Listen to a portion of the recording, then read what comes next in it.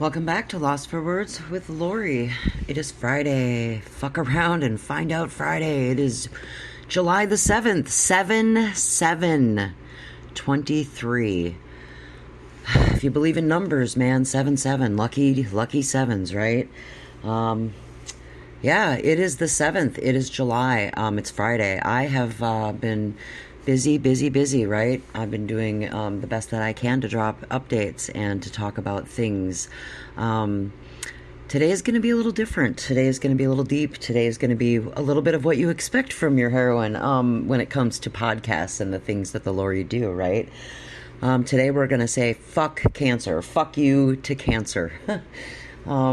If you've been around my podcast for the last 2 years, you know the topics that I've covered. You know the journey that I've been on. You know my grief journey. You know what I've been dealing with and why I started doing this in the first place. You know about grieving for dummies. You know how important it's been for me to find who I am and get back to figuring out how to go on with life. And yeah, guys, fotzies, I'm triggered today. I mean, grief is one of those things that I've built and come back from and created a new life based on healing and dealing with grief. And I'm triggered this week, man. Fuck cancer. You know, you guys have watched me go through a lot of emotions and a lot of ranges of things since I lost Toby to COVID 2 years ago. And grief is no joke. Dealing and coping with the loss of people that you love is hard. And we've unwrapped the 5 stages of grief. We've talked about all of those emotions. You've watched me go through and deal with all of those things here. And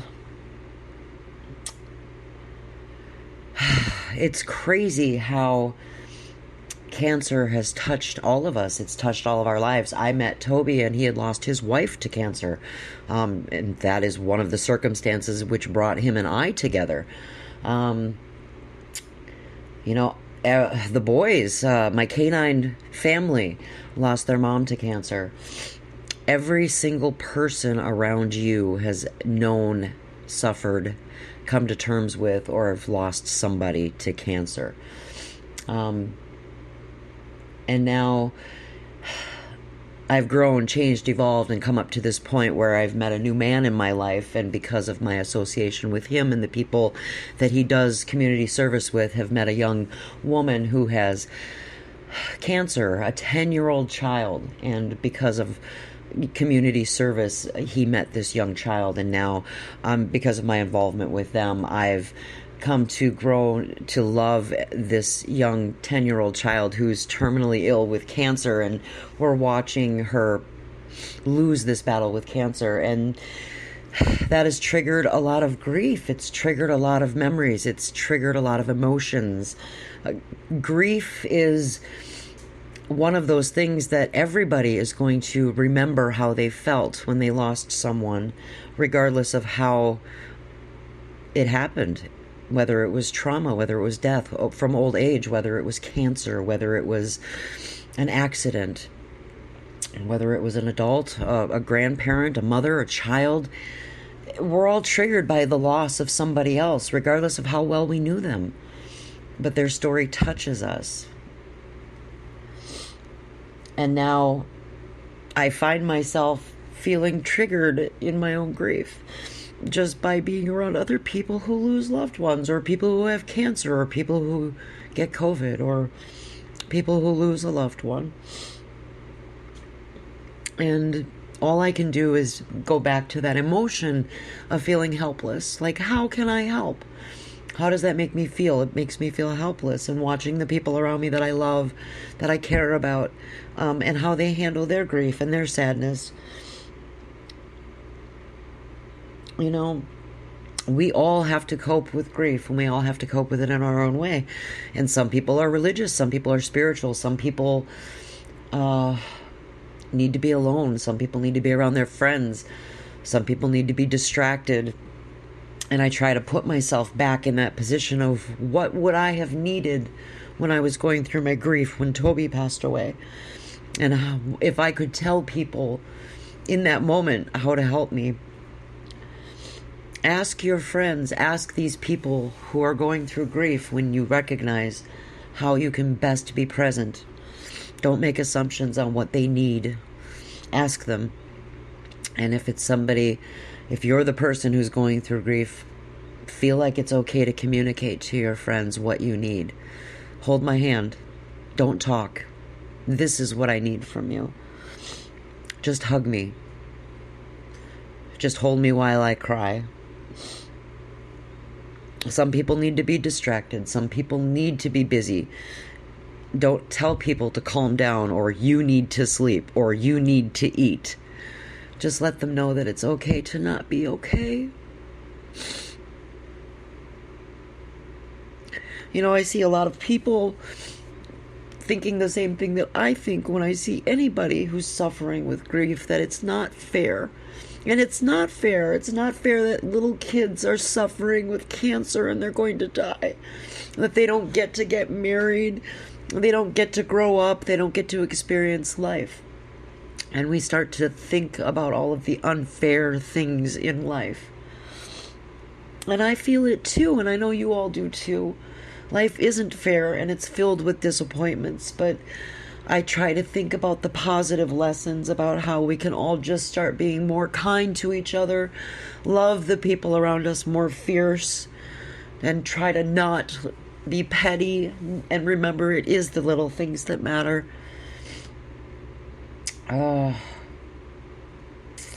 is so important to live for today, not stress about tomorrow, and to love the people around you fiercely. Not waste time regretting the things that we didn't do right. Let the past go. Forgive ourselves for being human and not being perfect. Admitting when you're wrong. And just being like, hey, I didn't do it on purpose. And I'll try to do better next time.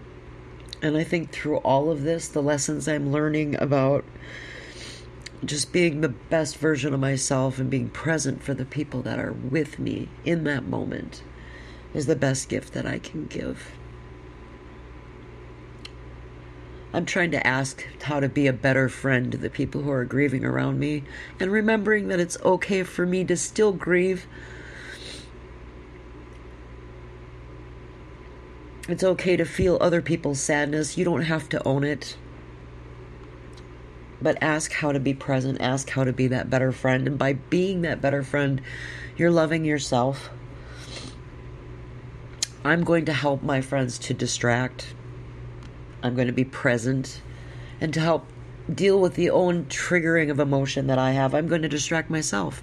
I can help them do community service to help with this family for this little girl. It gives me an opportunity to do the things that I love to do, that I've always loved to do, to just be present and be busy and feel like I'm making a difference in my community. Helps me get back to the things that make me me, make me feel good about myself. You know, fuck cancer. Fuck all of that. But I think with our grief and our sadness and our loss, it also helps us to remember that we can't go back. If you're religious, you have faith, you have hope. It reminds us, you know, of those values, those things that we do and why we do them. And for me, it just reminds me that I was put here for a reason. I don't know what that is. I'm not going to care. And that I can still love the people around me. Still do what I do. Still work on being the best version of me that I can be. And keep growing and learning and changing and evolving. And part of, you know, growing and learning is understanding loss and grief and all the emotions, not just the good ones. But I love you guys. We need to keep moving forward, man. Grieving for Dummies is still a thing. And as I'm learning and growing and changing and evolving, I can get back to where I need to be and keep reaching for those goals and doing those things. As always, guys, wash your fucking hands. Be a good human. Love y'all.